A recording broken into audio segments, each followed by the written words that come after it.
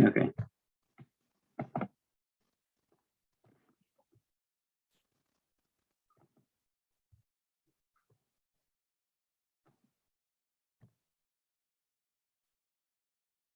Should I start? Smallpox, rabies, polio, and influenza. These are some of the viruses that have caused major pandemics since throughout the course of human history that have ended with vaccination, according to the History Channel. These diseases could include COVID-19, which, as we all know, has killed many people over the past year and a half. Unfortunately, the number of the deaths from COVID-19 continue to rise as the pandemic has continued with low vaccination rates seen in many places across the world. For many countries, low vaccination rate can be attributed to lack of access to vaccines. This is not the case for low vaccination rate in some places across the United States. People in America have the privilege of having access to state-of-the-art medical technology that allows the country to be able to mass produce vaccines.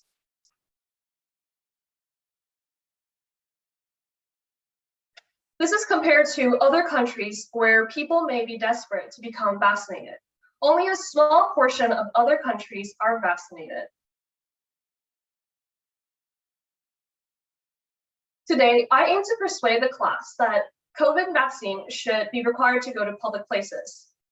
It is fair to say that many people like you or me may be sick of the pandemic and want it to end. Thus, if we want to return back to our normal pre-COVID-19 lives, like being able to meet and interact with your friends and families without worrying about COVID-19, vaccinations are the key to that.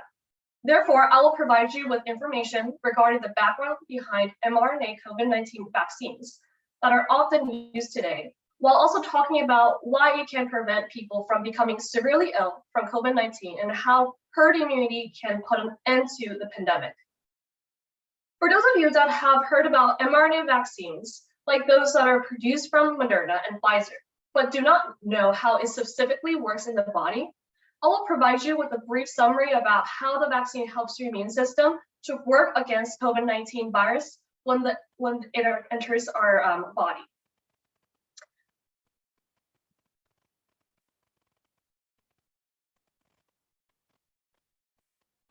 mRNA stands for messenger RNA, which helps to produce protein or enzymes. The mRNA vaccine essentially provides instruction or blueprints for our body to produce viral proteins. Since the body recognizes the viral proteins as foreign substances, the immune system produces antibodies that helps to recognize and destroy COVID viruses when they enter the body. With the start of the outbreak, it took approximately a year to create the COVID vaccine and get approved by the FDA, which is a very short period of time to produce a vaccine. According to an article in Medical News Today, published in 2020, it stated that it normally takes 10 to 15 years to make a vaccine and get it approved by the FDA. Comparing the time it took to produce the COVID vaccine to other vaccinations, it makes sense that people have doubt regarding the safety and the effectiveness of the COVID vaccine. However, there are several reasons as to why the COVID vaccine was made so quickly. According to an article released by Johns Hopkins Medicine in 2021, it stated that mRNA vaccines have been researched for about 30 years prior to the COVID pandemic, and that they already had a plethora of information to produce mRNA vaccines. In addition, many people had also volunteered for performing clinical trials. With these extensive researches and trials, it was reported that the mRNA vaccine was 95% effective with no life-threatening side effects. Furthermore, COVID-19 vaccines are not only safe to use, but can also prevent people from getting severely ill from the virus, which may also result in death. According to data shown by Healthline in 2021, it showed that vaccinated people have a 49% lower risk of developing long-term complications from COVID-19. Overall, one of the main purposes behind vaccination is being able to protect yourself from being inflicted with some of the more worrisome complications that come with contracting COVID-19.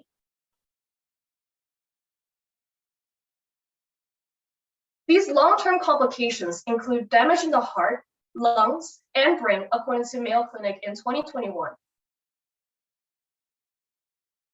In order to avoid these chronic illnesses, it is best to protect our bodies with the vaccine. On the contrary, there are people that refuse to get the vaccine by refuting that people may still contract COVID-19 even when they're vaccinated. Therefore, they do not see the reason to be vaccinated. However, the statistics presented from the Centers for Disease Control and Prevention in 2021 show that unvaccinated people are about 29 times more likely to be hospitalized with COVID-19 than those who are fully vaccinated. While it is true that people that are vaccinated can still get COVID-19, the severity of the side effect is different from those who are not vaccinated. It is similar to going into a battlefield without a suit of armor.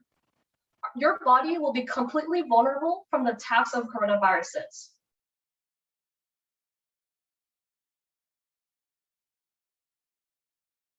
In addition, herd immunity is also an effective way to stop the spread of COVID-19.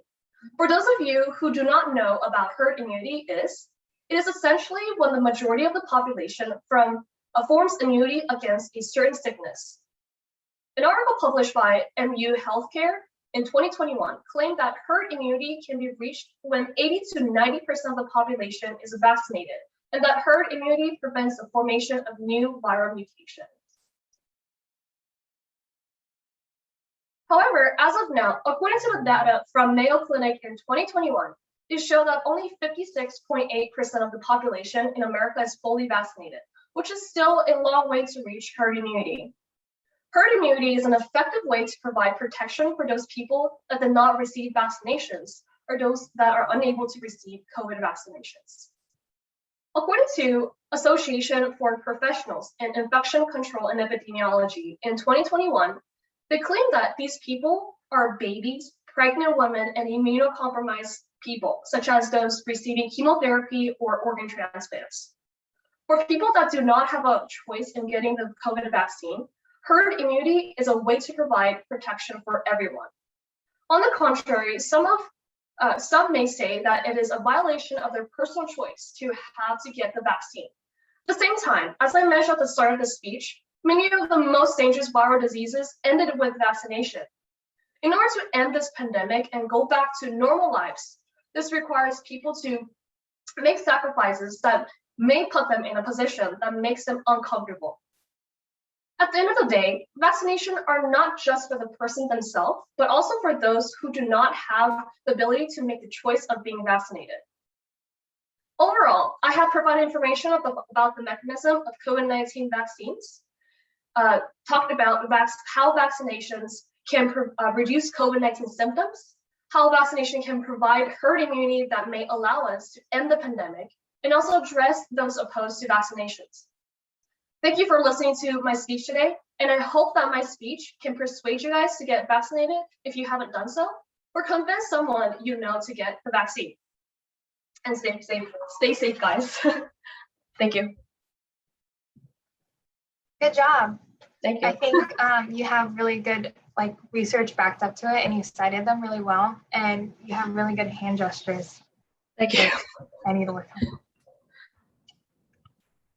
Yeah, that was really great. I thought it was very informative and a great way to notify people of the vaccines and, you know, the benefit of it.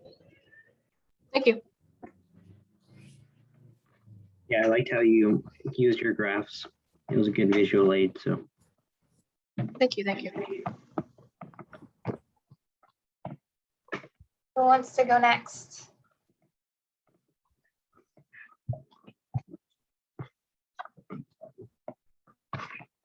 I can go next. Okay.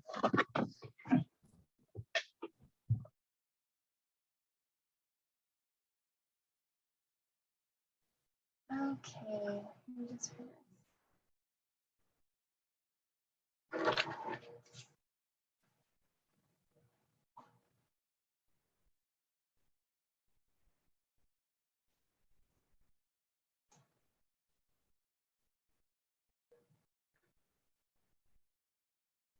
corporal punishment is anything done to cause discomfort or harm to a child in response to their behavior.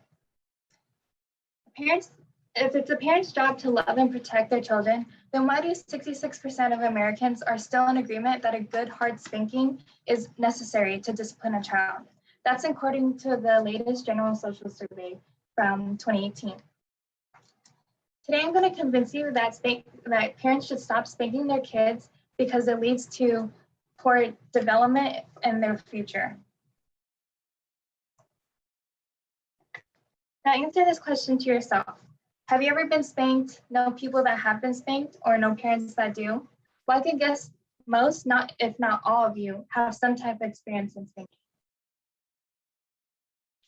I'm going to go over research that shows that spanking leads to behavior problems, decreased brain development, and then the pro-spanking views.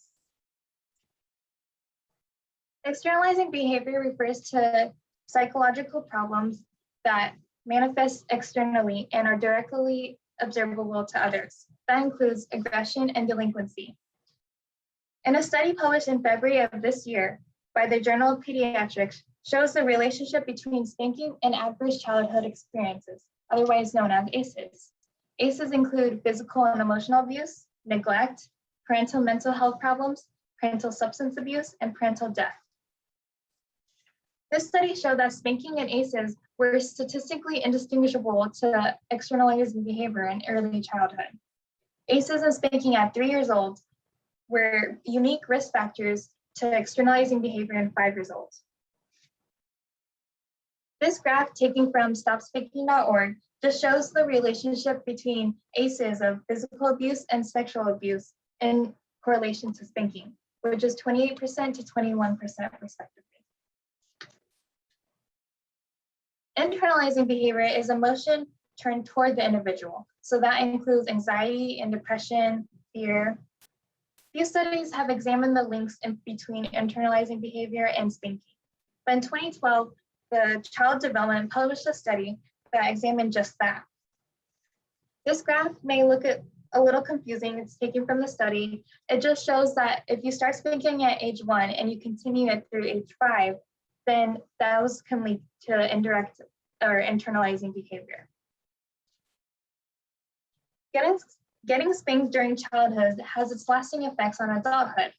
Spanking during childhood showed the same factor as abuse and emotional abuse and physical abuse.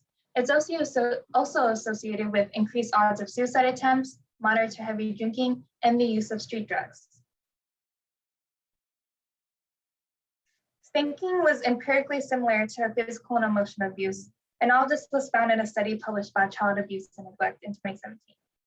And not only does spanking affect how you act, but also affects how you think.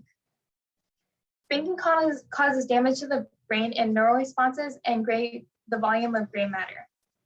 The study, Corporal Punishment and Elevated Neural Response to Threaten Children, published in Child Development, examined spanking children's brain functioning in response to perceived environmental threats compared to spanked children. Their findings showed that spanked children established a higher brain activity, suggesting spanking can alter the brain's functions in similar ways to severe forms of maltreatment. Spanked children had a higher activity response in areas of the brain that regulate emotional responses, even to facial expressions that most would consider non-threatening. A Harvard Medical School study published in 2009 by Neuroimage showed that gray matter volume was significantly lower in 3 parts of the brain in harsh corporal punishment subjects. This picture taken from the study just shows that the significant difference in gray matter in one of the areas of the brain. You can see that the right frontal medial gyrus is significantly lower gray volume than the other parts. Now that I've presented my case about anti-spanking, I'll be going over opposite views that support pro-spanking. So there are many anecdotal reasons why parents spank. They can say that I was spanked as a kid, I turned out fine, or the kids need to learn respect and I respect my parents, or even they're too young to understand.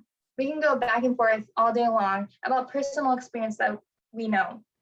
But today I'm going to focus on oppositions that are backed by well-known researchers and the evidence they have found out.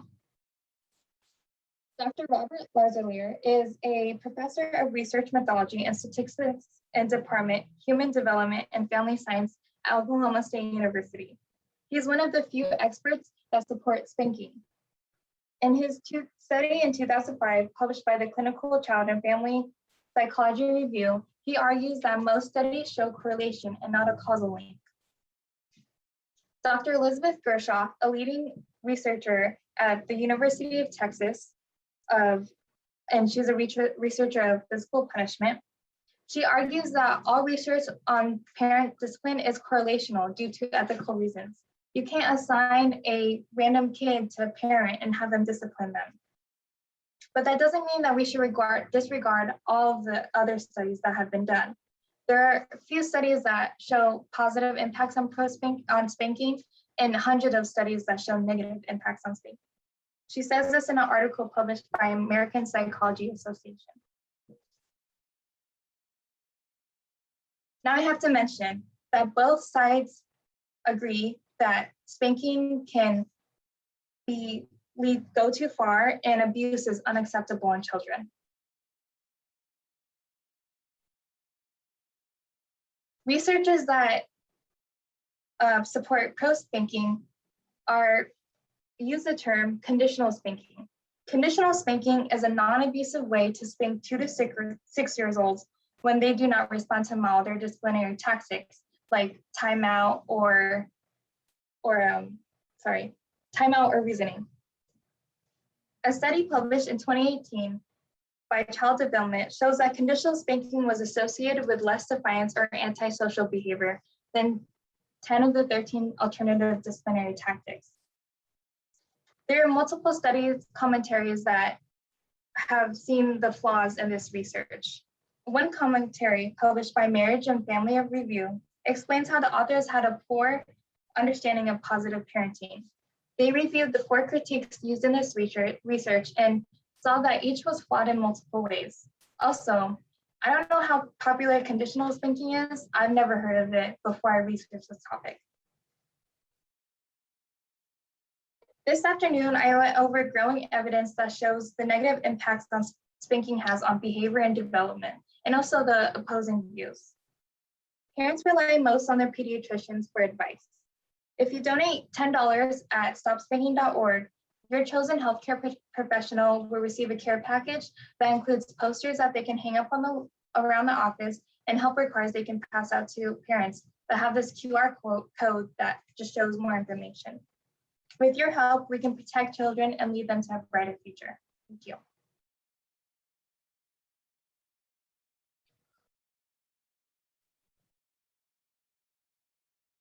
I really liked your speech. It was really informative.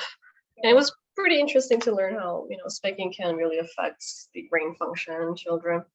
Yeah. It's really good. Yeah, I liked how you used the PowerPoint throughout the speech. That was helpful. Mhm.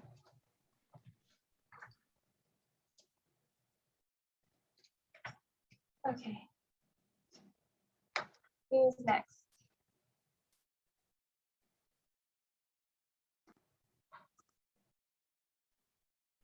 I can go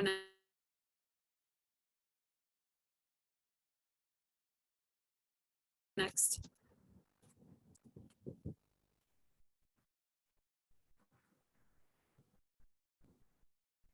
Sorry, I'm trying to share my screen right now. There we go.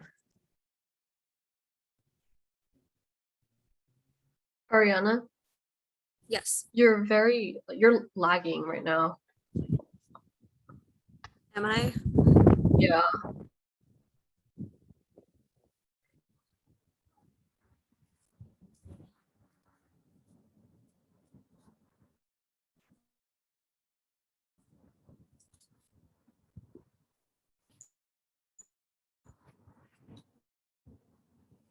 Does it sound any better, or am I still lagging a lot? It sounds better now. Okay. Whew.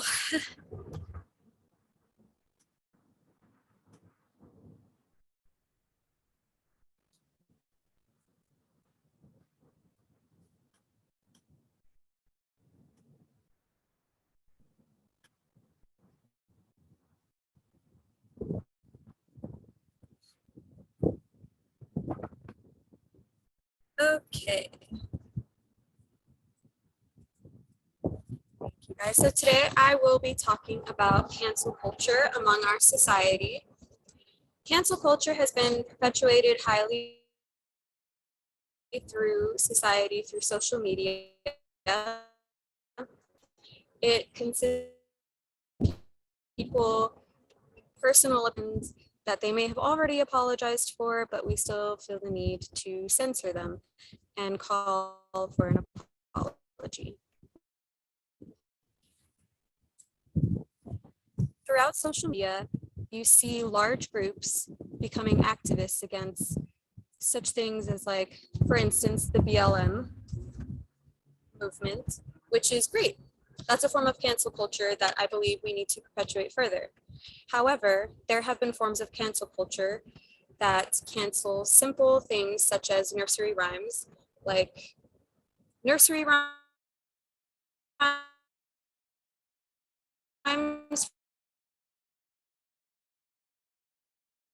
from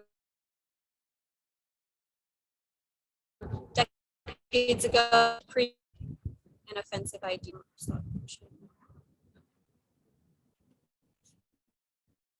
Due to social media and among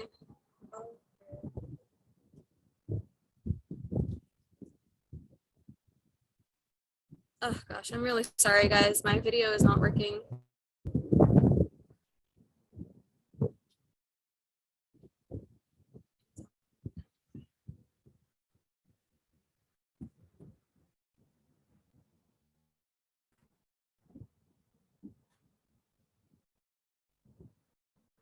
It's not working. Okay, I'm so sorry.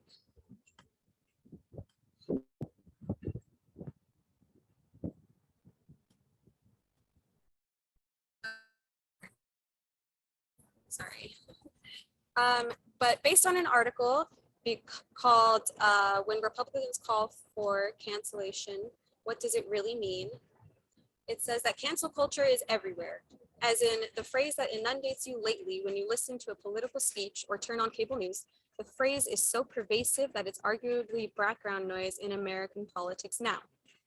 Not only are we canceling storybooks, but we're also canceling politics, we're canceling news, we're canceling basically fact. There are a lot of things that people can consider offensive or are sensitive to, and they call for a cancellation or public apologies, which can increase the way we take away our freedom of speech. And freedom of speech is the one thing that is one of the main things that America prides itself on greatly. A nation that often prides itself for its freedom of speech is letting cancel culture become a threat to society. Individuals who believe they are entitled are complaining and think their complaints have a right to turn an entire audience to them, and further complain when an audience does not give them their attention. Sorry to tell you this, but you are just being challenged, held accountable,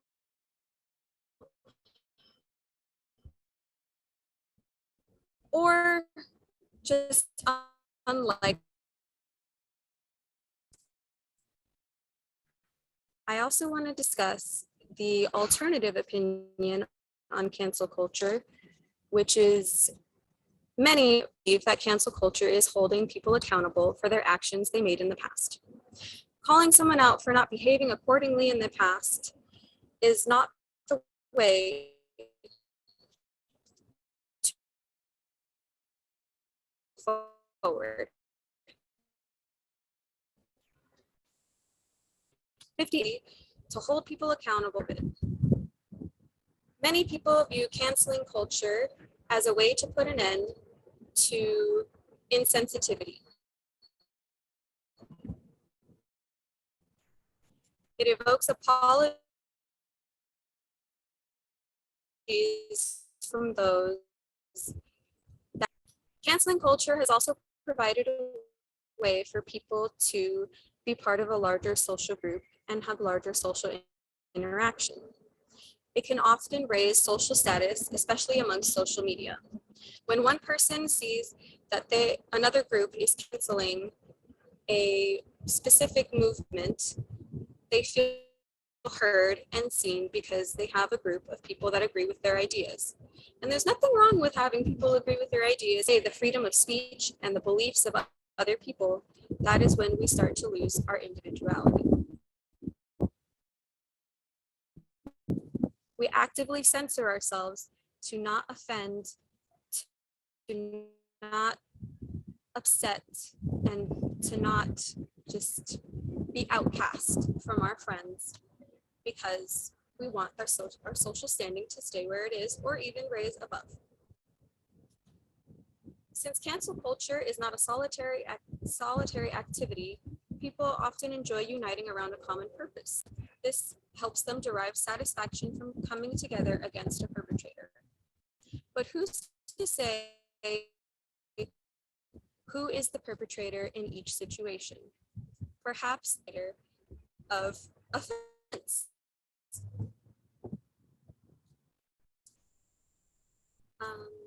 Canceling cultures left and right does not help our society progress. In fact, it only helps us regress as our peers, friends, co-workers, and family work to shut down things they don't like or don't want rather than removing themselves from a situation or an ideal.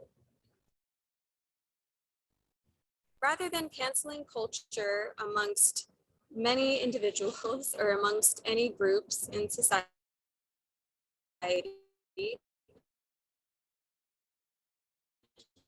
why don't we have a conversation with people? Conversation and agree to disagree, it would be a much easier world. But unfortunately, you are going to be challenged, you are going to be tested, and that's just what makes us ourselves. And it is okay as an individual to have your own beliefs and ideas that you stand firm with, even if someone disagrees, and to a more inclusive society if tearing down others for having a different opinion than our own or for saying something when they were a child. So I ask you to have a simple conversation with a friend, a coworker, family, anyone you may come across,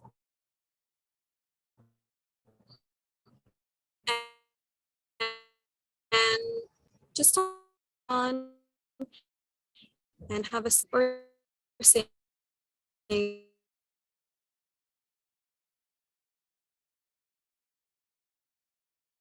something you may dislike.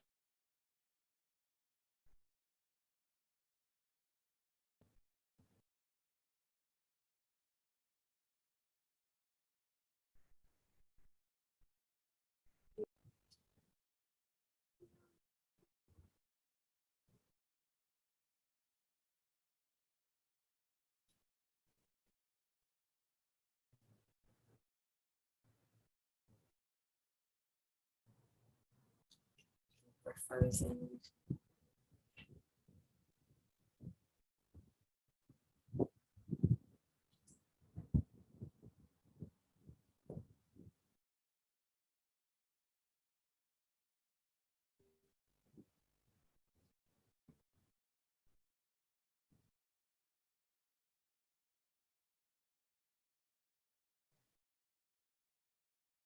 Ariana, are you done? Sorry. I'm assuming. Yeah, you were lagging at the end, so we didn't know. I didn't know if you were done or not.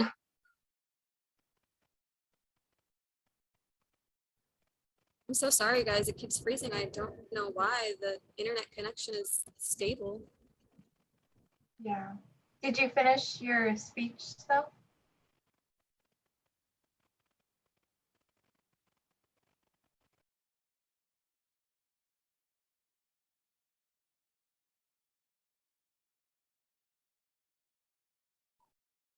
I did. Okay. Ariana, Yeah. uh, your speech, during your speech, it was really laggy. So at times I couldn't understand what you were saying.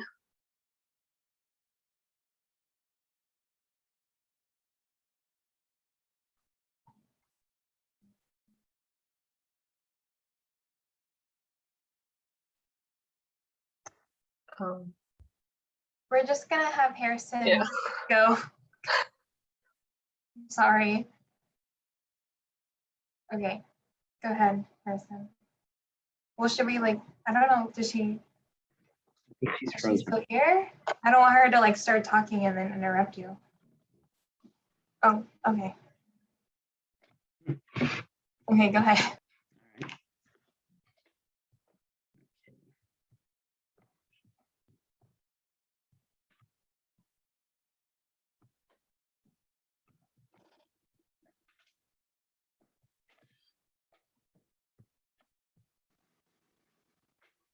She just texted the group chat, so. Oh, she's back.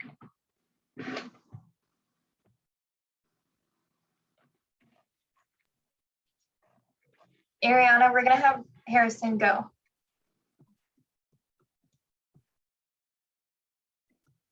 Okay, just start.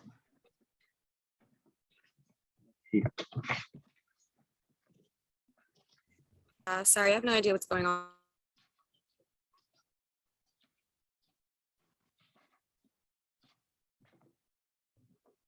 Should I go?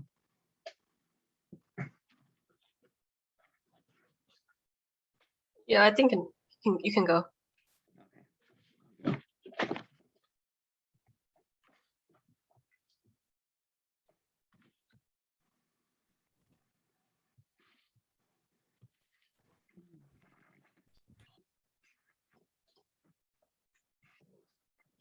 Second Amendment was not written second on accident. It was written because the founders knew the importance of protecting one's freedom and how freedom can be taken away at any given time if you cannot fend for yourself. This issue of what the Second Amendment is and what it grants every citizen has been under attack for decades. Though many claim the Second Amendment needs to be rewritten or changed, the importance to maintaining a free country is crucial for the protection of each person's freedom. The Second Amendment was written in a time where there were only dictators and monarchs before. The average person did not have the ability to vote or decide how they wanted to live their lives. The United States of America was an experiment in self-government that had never been attempted before. The Bill of Rights was one of the most important documents within this country's constitution because it laid the foundation for the rights and freedoms we enjoy today. The founders of this country knew the potential risks of self-government and knew that given enough time, corruption could find its way into this country. The Second Amendment was written after the most important and fundamental right everyone should have, which is the right to free speech and the ability to practice your given religion freely. It also comes directly after the first because it ensured that government cannot take these rights away. The Second Amendment reads, a well-regulated militia being necessary to the security of a free state, the right of the people to keep and bear arms shall not be infringed. When breaking these words down, the first part, a well-regulated militia, shows how the founders realized government tyranny could lead to the government turning on its own people. And the defense from that would be to form a militia to protect people and their neighbors. This brings up the first argument that many use to try and further restrict law-abiding gun owners. Many people that are against the Second Amendment often use the argument that the Second Amendment says well-regulated, and therefore guns should be controlled by the government. The only logical thought to this argument is that the person repeating these words has not done any research or in-depth thinking before they said the words. A well-regulated militia did not mean a standing army or the National Guard.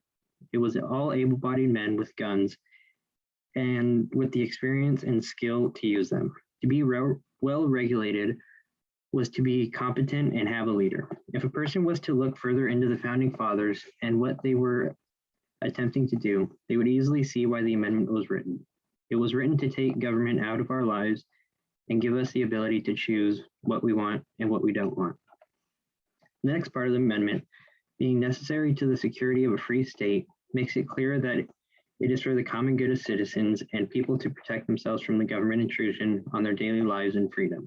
In order to be free and remain so, the state must be secure. If the state is not secure, it is not free. It is not a free state because any person or entity can intervene on our freedoms. To guarantee the security of a free state, a well-regulated militia is necessary to protect the freedoms. The last part, which is often where many issues lie, reads the right of the people to keep and bear arms shall not be infringed. This is the crucial part of the whole argument because it clearly states the government should not infringe on the right to keep and bear arms. The second common argument among people against the Second Amendment is that the Second Amendment was written when they only had muskets that took 3 minutes to reload. While the statement alone sounds logical and makes sense to the common person who wants to believe a certain viewpoint, it does not have any merit behind it. When the Bill of Rights was written, the US military was not what it is today. The government only had muskets, and the people had muskets too. Today, the government has nukes, nuclear weapons, and a massive military, and an average citizen does not have those weapons. A gun that is a common citizen at most has a gun that is by many claimed to be an assault weapon. So the argument that modern guns were not included in the Constitution is very ignorant. Now that the amendment is broken down, it makes this statement much more understandable. Given the world we live in today where there is no middle ground and people have tunnel vision and only see what they want to see, it makes it hard to have a real discussion about what the Second Amendment stands for and how taking away guns would do almost nothing. The more controversial topic is that guns are killing everyone and that we need to ban them from everyone to stop criminals from obtaining and committing crimes with them. I have a wait.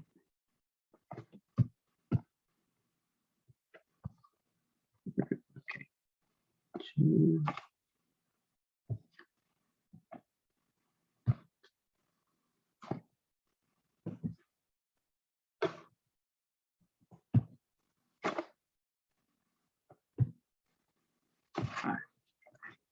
In this graph, we can see that suicides or mass shootings and mass murders are among the smallest causes of deaths with guns in the United States.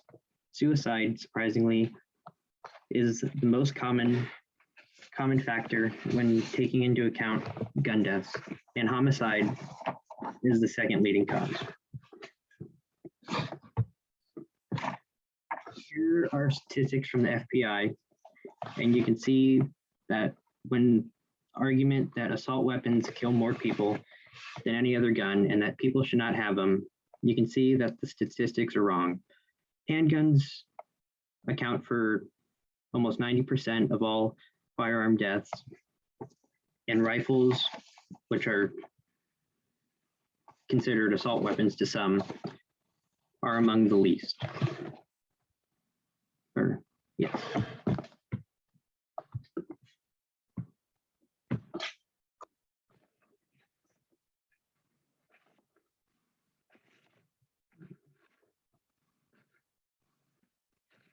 vast majority of gun crimes in the United States are committed by people who have obtained them illegally or have stolen them. There's no comparison between legal gun owner firearm use versus criminal firearm use. People act as if guns have a mind of their own, but they are an inanimate object that is basically a tool, and people have to make them do something. The guns, if taken away, would be replaced with knives, cars, rocks, etc. People who use guns to kill people are going to find a way to do these things no matter the laws. That is why they are criminals. Being that I have been hunting since I was 5 and have been around guns my whole life, I know that they do not just shoot themselves unless I make them or another person makes them. Guns have saved many lives as well as taken many, but the burden should not lie on responsible gun owners or other people who have guns. It should lie on the person who pulls the trigger and the circumstances that led to the person making the decision. Freedom in this country has to have a certain set of boundaries and we have to maintain the rights granted to each person, or else we will be left with nothing. What happens when the Second Amendment is taken away? And then the first. It is a path that would make this country, or take this country back hundreds of years. I believe that the right to protect our loved ones is a crucial part to maintaining freedom and balance in this country. That's it. Good job. I think you had really good transitions when you move on to the next, your next main points and conclusion and stuff. Yeah, I thought your speech was really good. You had good information. That's it. Yay. We're the last three here. Yeah. Okay. I guess you can stop the recording. Yeah.